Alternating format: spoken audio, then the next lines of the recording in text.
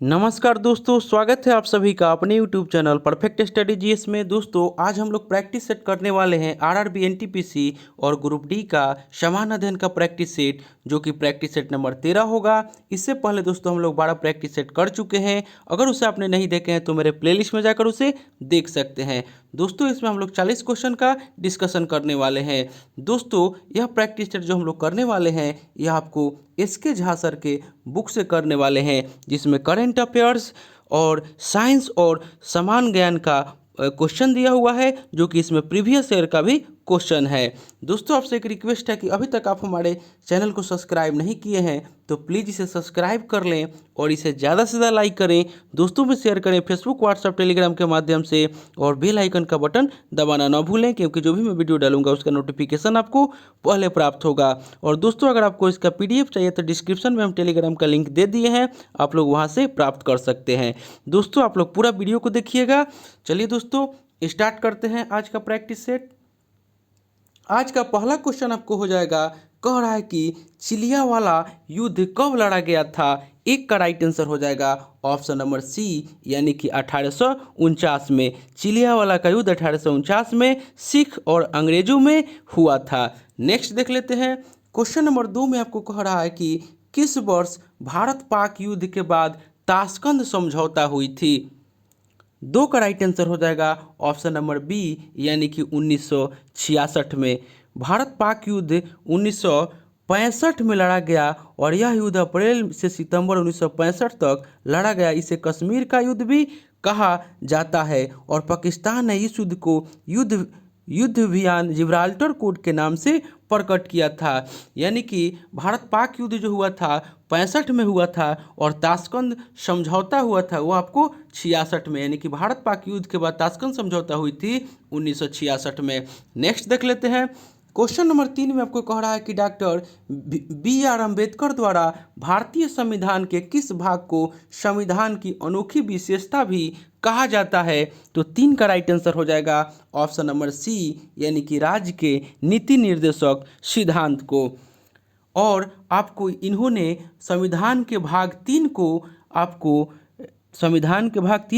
आत्मा कहा था। यानी कि अगर आत्मा आपको कहे तो मौलिक अधिकार हो जाएगा। मौलिक अधिकार यानी कि संविधान के भाग 3 को भीमराव अम्बेडकर ने आत्मा कहा था और आपको संविधान की अनोखी विशेषता राज्य के नीति निर्देशक सिद्धांत को कहा था। नेक्स्ट देख लेते हैं।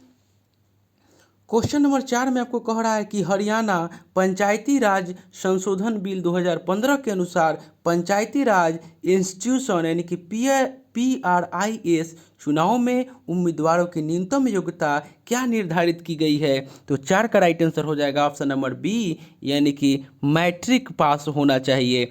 नेक्स्ट क्वेश्चन देख लेते हैं। क्वेश्चन नंबर 5 में आपको कह रहा है कि फ्रांस की राजनयिक शहर कौन सा है। 5 का राइट आंसर हो जाएगा ऑप्शन नंबर ए, यानी कि पेरिस। फ्रांस की राजधानी पेरिस है, जो कि फ्रांस का सबसे बड़ा नगर एवं राजधानी है। नेक्स्ट देख लेते हैं। क्वेश्चन नंबर 6 में आपको कह रहा है कि किस फसल को खेती के लिए जल भराव की आवश्यकता होती है। तो 6 का राइट आंसर हो जाएगा ऑप्शन नंबर सी, यानी कि चावल। चावल जो है वह उष्णकटिबंधीय मानसूनी जलवायु का फसल है, जिसके लिए न्यूनतम 100 से 125 सेंटीमीटर की वर्षा एवं 20 डिग्री से 27 डिग्री सेंटीग्रेड तापमान की आवश्यकता होती है और जिसके लिए आर्द्र भूमि अनिवार्य शर्त है। नेक्स्ट देख लेते हैं।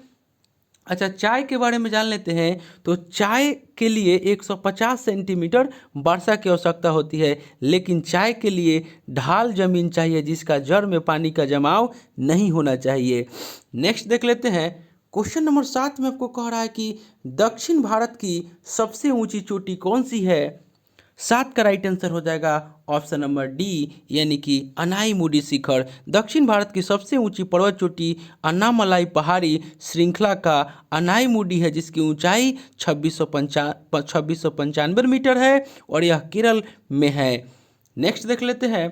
क्वेश्चन नंबर 8 में आपको कह रहा है कि सभी प्रकार की मिट्टी के गठन डैश मूलभूत सामग्री है। 8 का राइट आंसर हो जाएगा ऑप्शन नंबर सी, यानी कि चट्टान। पृथ्वी का ऊपरी सतह पर मोटे, मध्यम और बारीक कार्बनिक तथा अकार्बनिक मिश्रित कणों को मृदा कहते हैं, जो कि चट्टान के टूटने से बना होता है। और ज्वालामुखी के विस्फोट से जब आग्नेय चट्टान बाहर निकलता है तो काली मिट्टी का निर्माण करता है। नेक्स्ट देख लेते हैं।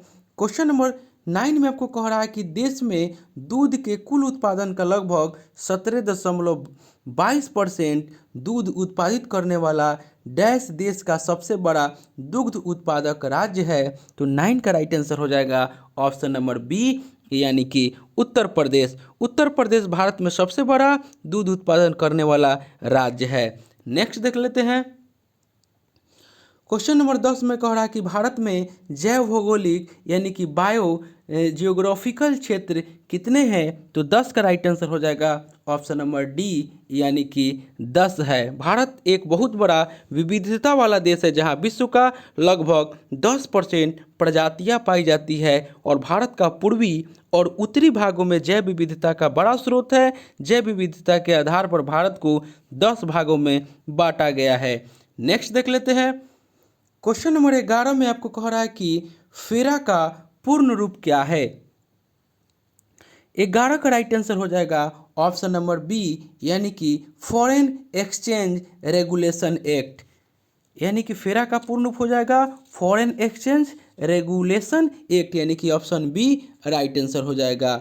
नेक्स्ट देख लेते हैं। क्वेश्चन नंबर 12 में आपको कह रहा है कि निम्नलिखित में से कौन सी फसल राष्ट्रीय फसल बीमा योजना को दर्शाती है। तो 12 का राइट आंसर हो जाएगा ऑप्शन नंबर सी, यानी कि PMFBY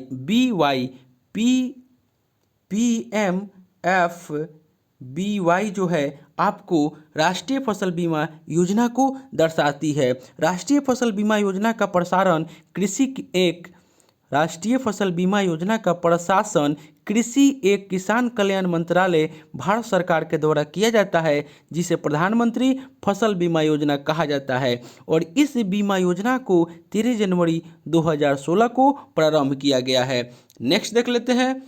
क्वेश्चन नंबर 13 में आपको कह रहा है कि निम्नलिखित में से कौन सा विकल्प जन औषधि अभियान का मुख्य उद्देश्य है। तो 13 का राइट आंसर हो जाएगा ऑप्शन नंबर ए, यानी कि गुणवत्ता की दवाइयों की उपलब्धता का प्रमाण चिन्ह अंकित करना। प्रधानमंत्री जन औषधि अभियान को 1 जुलाई 2015 को प्रारंभ की गई थी। और योजना के तहत लोगों को सस्ती दवा जन औषधि केंद्र से प्राप्त होगा। यहाँ जेनेरिक दवाओं का विक्रय होता है। इसके तहत दवा का गुणवत्ता या प्रमाणीकरण का कार्य नहीं होता है, यानी कि 13 का राइट आंसर ऑप्शन ए हो जाएगा। नेक्स्ट देख लेते हैं। क्वेश्चन नंबर 14 में कह रहा है कि सामाजिक त्यौहार नुआखाई भारत के किस राज्य से संबंधित है। तो 14 का राइट आंसर हो जाएगा ऑप्शन नंबर ए, यह आपको उड़ीसा राज्य से संबंधित है। नेक्स्ट देख लेते हैं। क्वेश्चन नंबर 15 में कह रहा है कि अंतरिक्ष की यात्रा करने वाला सबसे पहला मनुष्य। तो 15 का राइट आंसर हो जाएगा ऑप्शन नंबर बी, यानी कि यूरी गागरिन। प्रथम अंतरिक्ष यात्री रूस का यूरी गागरिन था, जो कि 12 अप्रैल 1961 को अंतरिक्ष यात्रा पर पहुंचा। इसी कारण 12 अप्रैल को ह्यूमन स्पेस फ्लाइट दिवस के रूप में मनाया जाता है। और उसके पूर्व 1957 में रूस ने लाइका नामक कुतिया को आपको अंतरिक्ष में भेजा था। और नील आर्मस्ट्रांग जो है वो आपको जुलाई 1969 में चंद्रमा पर कदम रखने वाला प्रथम व्यक्ति था, यानी कि नील आर्मस्ट्रांग, ऑप्शन ए में जो दिया हुआ है। नेक्स्ट देख लेते हैं। क्वेश्चन नंबर 16 में कह रहा है कि 1 किलोवाट घंटा बराबर कितना होता है। तो 16 का राइट आंसर हो जाएगा ऑप्शन नंबर सी, यानी कि 3.6 गुने 10 के पावर 6 जूल हो जाएगा, यानी कि ऑप्शन सी राइट आंसर हो जाएगा। नेक्स्ट देख लेते हैं। क्वेश्चन नंबर 17 में आपको कह रहा है कि रिक्टर पैमाने के बारे में निम्नलिखित में से क्या गलत है। 17 का राइट आंसर हो जाएगा ऑप्शन नंबर डी, यानी कि रिक्टर पैमाने 8-9 की तीव्रता का अर्थ है हल्का भूकंप। रिक्टर पैमाने में 8 से 9 की तीव्रता उच्च भूकंप की श्रेणी में रखी जाती है। और रिक्टर पैमाने का विकास 1935 में चार्ल्स रिक्टर और गुटेनबर्ग के द्वारा किया गया। नेक्स्ट देख लेते हैं। क्वेश्चन नंबर 18 में आपको कह रहा है कि निम्न में से कौन सी एक वेक्टर मात्रा नहीं है। 18 का राइट आंसर हो जाएगा ऑप्शन नंबर सी, यानी कि विद्युत प्रवाह जो है वो आपको विद्युत प्रवाह आप वेक्टर मात्रा नहीं है। विद्युत प्रवाह जो है वो आपको सदिश राशि नहीं है, यानी कि सदिश राशि जो हो जाएगा आपको वेग, त्वरण, भार, आवेग, संवेग, विस्थापन, घनत्व और क्षेत्रफल जो है यह आपको सदिश राशि हो जाएगा। और आपको विद्युत धारा, दूरी, ऊर्जा, शक्ति, चाल, आयतन यह आपको अदिश राशि हो जाएगा, यानी कि 18 का राइट आंसर ऑप्शन सी हो जाएगा। नेक्स्ट देख लेते हैं। क्वेश्चन नंबर 19 में कह रहा है कि सीवी रमन के बारे में निम्नलिखित में से क्या गलत है। तो 19 का राइट आंसर हो जाएगा ऑप्शन नंबर डी, उन्हें 1987 में नाइटहुड की उपाधि दी गई थी, आपका गलत है। उन्हें 1954 में भारत रत्न से सम्मानित किया गया था, सही है। उन्हें वर्ष 1930 में नोबेल पुरस्कार जीता था, यह भी सही है। और उनका जन्म 1818 में तमिलनाडु में हुआ था, यह भी आपका सही है। और ऑप्शन डी जो है यह आपका गलत है। नेक्स्ट देख लेते हैं। क्वेश्चन नंबर 20 में आपको कह रहा है कि जल की बूंदे से डैश होकर इंद्रधनुष बनता है। तो 20 का राइट आंसर हो जाएगा ऑप्शन नंबर सी, यानी कि प्रकाश का प्रतिबिंबन एवं अपवर्तन। जल की बूंदों से प्रकाश का प्रतिबिंबन एवं अपवर्तन होकर इंद्रधनुष जो है बनता है, यानी कि ऑप्शन सी राइट आंसर हो जाएगा। नेक्स्ट देख लेते हैं। क्वेश्चन नंबर 21 में कह रहा है कि लोहे में जंग लगना इनमें से किसका समान उदाहरण है। 21 का राइट आंसर हो जाएगा ऑप्शन नंबर डी, आपको रासायनिक परिवर्तन हो जाएगा। लोहे में जंग लगना रासायनिक परिवर्तन का उदाहरण है। आपको भोजन का पचना, अगरबत्ती का जलना, लकड़ी का जलना, दूध से दही का बनना, ये सब आपको रासायनिक परिवर्तन के उदाहरण है। नेक्स्ट देख लेते हैं। क्वेश्चन नंबर 22 में आपको कह रहा है कि यह देखते हुए कि ऑक्सीजन के 1 मोल परमाणु का वजन अगर 16 ग्राम है तो ओजोन का अणुभार क्या है।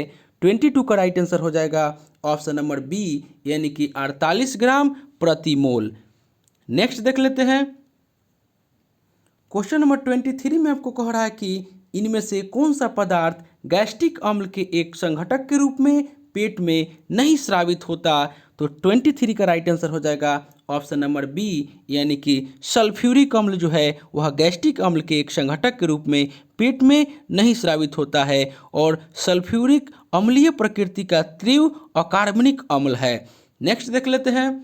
क्वेश्चन नंबर 24 में आपको कह रहा है कि निम्न में से प्रति अम्ल के संघटक के रूप में किसका प्रयोग किया जाता है। 24 का राइट आंसर हो जाएगा ऑप्शन नंबर सी, यानी कि सोडियम हाइड्रोजन कार्बोनेट जो है इसका प्रयोग आपको प्रति अम्ल के संघटक के रूप में किया जाता है। नेक्स्ट देख लेते हैं। क्वेश्चन नंबर 25 में कह रहा है कि पौधे का कौन सा हिस्सा पानी और खनिज के परिवहन को सक्षम करता है। 25 का राइट आंसर हो जाएगा ऑप्शन नंबर सी, यानी कि जाइलम। नेक्स्ट देख लेते हैं। क्वेश्चन नंबर 26 में आपको कह रहा है कि केंचुआ निम्न में से कौन से प्राणी संघ से संबंधित है। तो 26 का राइट आंसर हो जाएगा ऑप्शन नंबर सी, यानी कि एनेलिडा। केंचुआ, नेरिस, जोंक जो है आपको एनेलिडा प्राणी संघ का सदस्य है। और आपको प्रोटोजोआ संघ के प्राणी जो है वह आपको प्रोटोजोआ अमीबा, एंट अमीबा और हिस्टोलिटिका जो है आपको प्रोटोजोआ संघ के प्राणी हैं। नेक्स्ट देख लेते हैं। क्वेश्चन नंबर 27 में आपको कह रहा है, यानी कि आपको 26 का राइट आंसर ऑप्शन सी। 27 में आपको कह रहा है कि मानव शरीर के किस अंग पर एंजियोप्लास्टिक की जाती है, यानी कि मानव शरीर के किस अंग पर एंजियोप्लास्टिक की जाती है। तो 27 का राइट आंसर हो जाएगा ऑप्शन नंबर सी, यानी कि हृदय।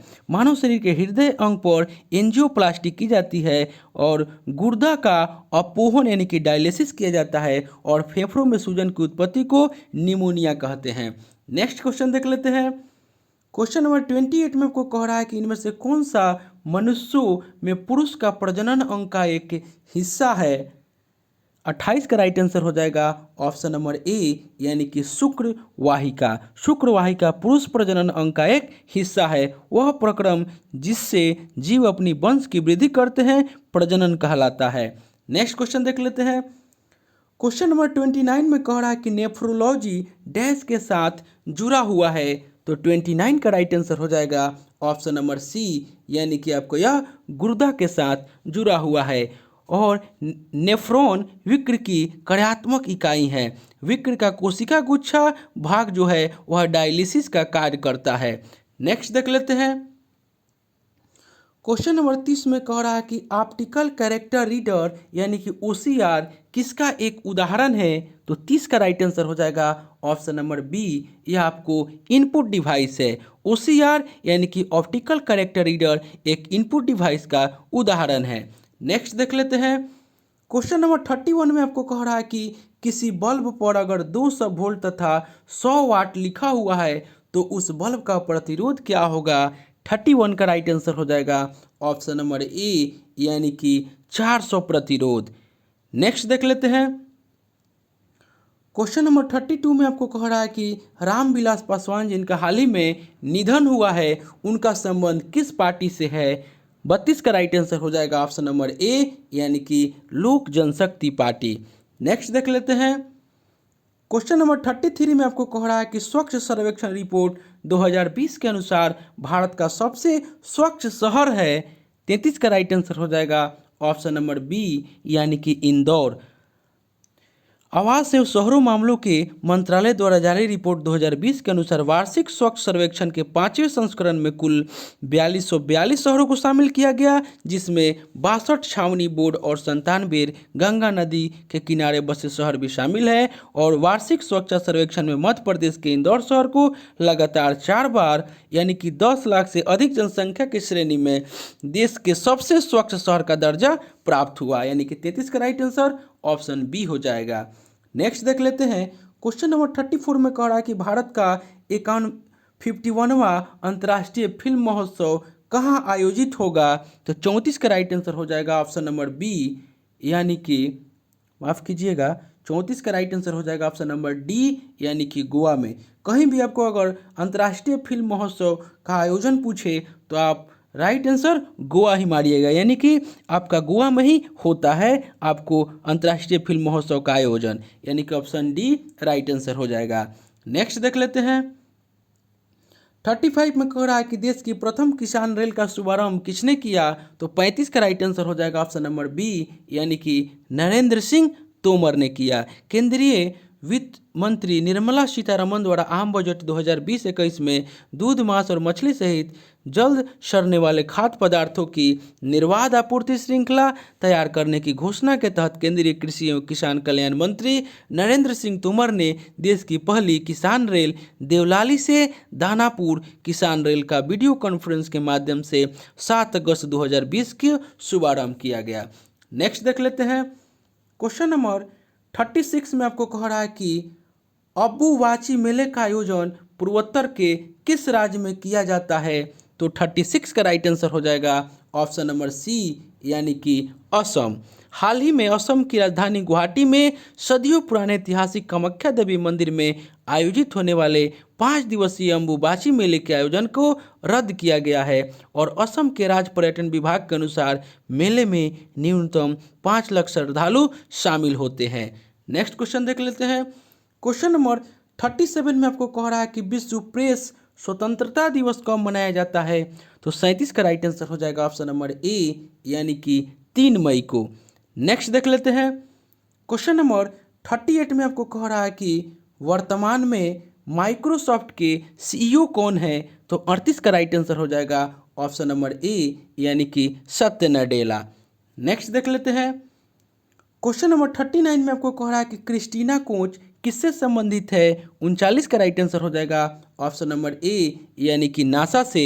अमेरिकी अंतरिक्ष एजेंसी नासा के अंतरिक्ष यात्री क्रिस्टीना कोच अंतर्राष्ट्रीय स्पेस स्टेशन पर लगभग 11 माह व्यतीत करने के बाद 6 फरवरी 2020 को वह सुरक्षित पृथ्वी पर लौट आई है, यानी कि आपका 39 का राइट आंसर हो जाएगा ऑप्शन नंबर ए यानी कि नासा। नेक्स्ट और अंतिम क्वेश्चन आज का हो जाएगा। क्वेश्चन नंबर 40 में कह रहा है कि हाल ही में 8 से 11 फरवरी 2020 तक श्रीलंका के प्रधानमंत्री की भारत यात्रा संपन्न हुए हैं। तो 40 का राइट आंसर हो जाएगा ऑप्शन नंबर ए यानी कि महिंद्रा राजपक्षे। हाल ही में श्रीलंका के वर्तमान प्रधानमंत्री महिंद्रा राजपक्षे ने भारत यात्रा संपन्न की। तो 40 का राइट आंसर हो जाएगा ऑप्शन नंबर ए, यानी कि महिंद्रा राजपक्षे। तो दोस्तों यह प्रैक्टिस सेट जो हम लेकर आए थे, यह आरआरबी, एनटीपीसी और ग्रुप डी का प्रैक्टिस सेट नंबर 13 था। इससे पहले दोस्तों हम 12 प्रैक्टिस सेट करा चुके हैं। अगर उसे आपने नहीं देखे हैं तो मेरे प्लेलिस्ट में जाकर उसे देख सकते हैं। दोस्तों आपसे एक रिक्वेस्ट है कि अभी तक आप हमारे चैनल को सब्सक्राइब नहीं किए हैं तो प्लीज़ इसे सब्सक्राइब कर लें और इसे ज़्यादा से ज़्यादा लाइक करें, दोस्तों में शेयर करें, फेसबुक, व्हाट्सअप, टेलीग्राम के माध्यम से, और बेल आइकन का बटन दबाना ना भूलें, क्योंकि जो भी मैं वीडियो डालूंगा उसका नोटिफिकेशन आपको पहले प्राप्त होगा। दोस्तों अगर आपको इसका पीडीएफ चाहिए तो डिस्क्रिप्शन में हम टेलीग्राम का लिंक दे दिए हैं, आप लोग जाकर के वहाँ से प्राप्त कर सकते हैं। तो चलिए दोस्तों मिलते हैं नेक्स्ट वीडियो में, तब तक के लिए धन्यवाद।